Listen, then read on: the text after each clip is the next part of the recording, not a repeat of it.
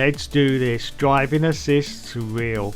Hello everyone. Now last weekend in Spa, Carmen Jorda, who is currently driving in the Renault Sport Trophy Series, spun in the final chicane.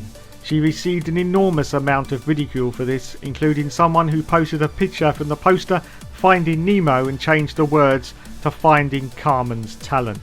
So I thought I'd try and redress the balance and see just how hard these cars are to drive using project cars, and also show some of the prejudice I believe is directed towards women in motorsport. Now let's look at the different tone in the commentator's voice between these two accidents last weekend.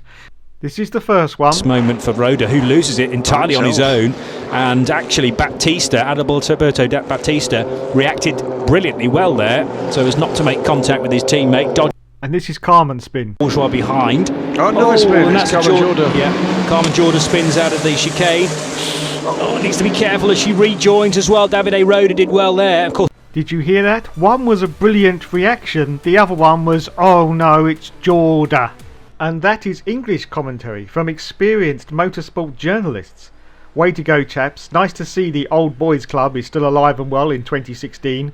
Or should I say 1929. Carmen seems to be this bizarre motorsport peep show where people tune in salivating just waiting for her to fail.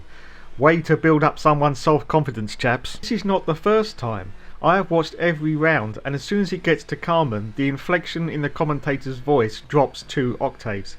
This implies contempt and is a subconscious reaction from your brain when you don't think this person is any good. I've also heard a lot of crap about Carmen stealing a race seat. Carmen isn't stealing anything. She's not exactly in a frontline championship at the moment, and with all the championships all around the world, there's plenty of seats for everyone. Except Formula 1, of course.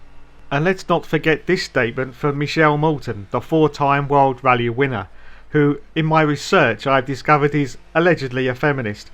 Now, of course, I have to say allegedly so I don't get sued. I don't have any clear evidence, but in my research it has come up. She now runs the FIA's Women in Motorsport Commission and says she is not interested in Carmen Jorda's position when she was made development driver for the Lotus F1 team. When asked what she thought about Jorda's role at Lotus, Moulton replied, "If I would suggest names of female drivers who have what it takes to make it to F1, I'd say Simona Di Silvestro, Danica Patrick or Susie Wolff. These girls have scored very good results in their career. Other less successful girls have managed to climb the motorsport ladder, but that has more to do with marketing strategies and political reasons, and I am not interested in that." Whoa, you go girl, girl power! Basically, she could have just said no comment. Now, I come from a very poor background. I left school with no education whatsoever and went straight into full-time work at 15 years old. But one of my things that I've always believed in is equality. And one thing is for sure, if a woman's doing the same job as a man, she damn well should get the same wages. End of discussion.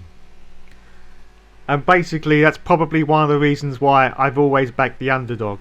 The person who gets the most stick. Now, I know what you're going to say. You wouldn't be champion Carmen if she wasn't a very attractive woman.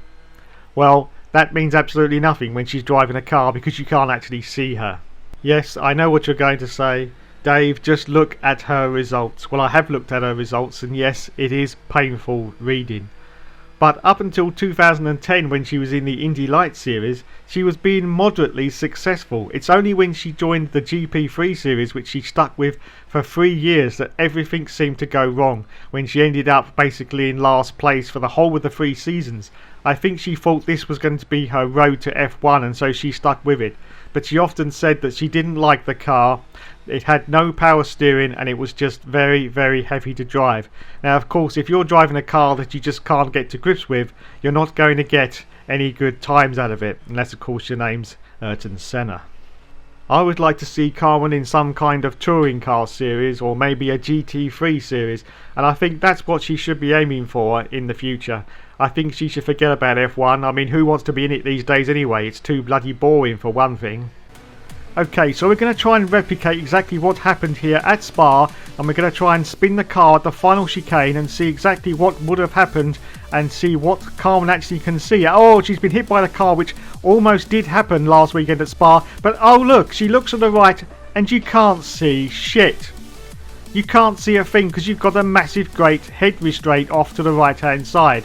So she would not have been able to see that car, which of course was coming around that final chicane anyway, to try to avoid him. And she was trying to desperately get off circuit to avoid cars anyway.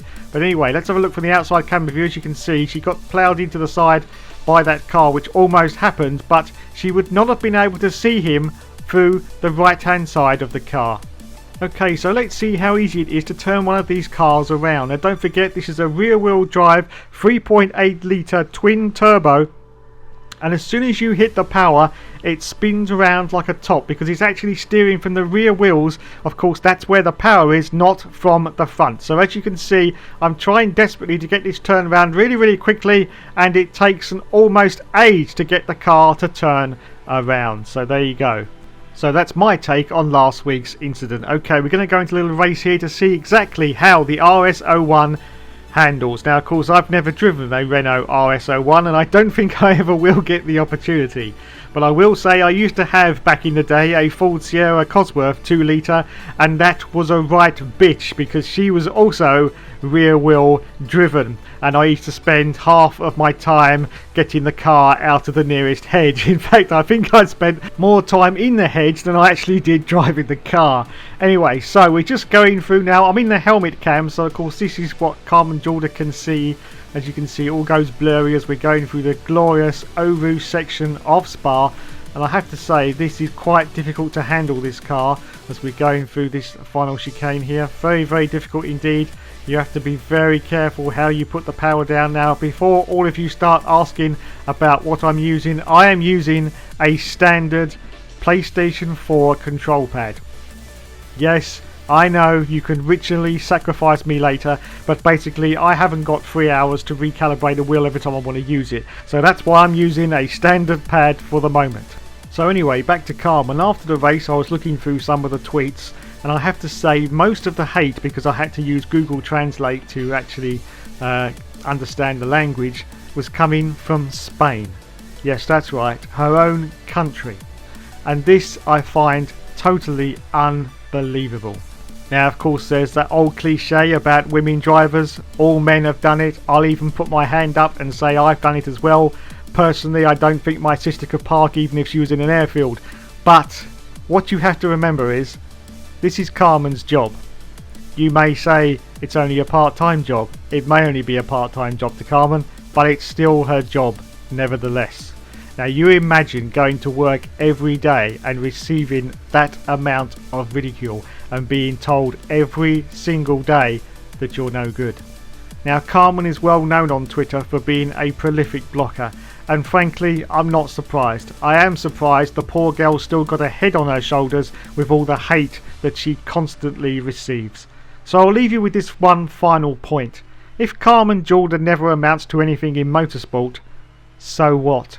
She doesn't go into every race thinking I'm going to finish last. She goes into every race thinking if I can just get in front of this guy, I will end up higher up the grid. And she should be applauded for that. A lot of people would have given up by now, but Carmen's grit and determination should be applauded, not ridiculed. So all I'm saying, guys, is let's give Carmen a break. She's a beautiful, intelligent woman, and she should be treated with respect.